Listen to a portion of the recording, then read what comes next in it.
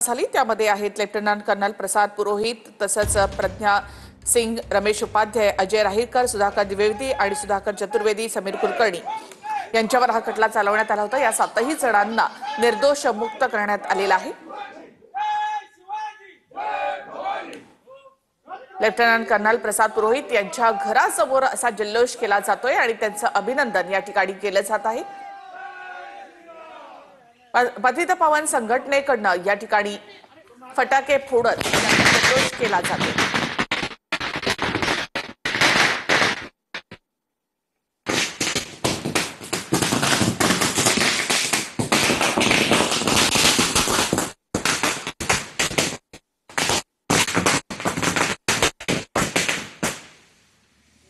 पुण्यामध्ये पतित पावन संघटनेकडनं जल्लोष केला जातोय।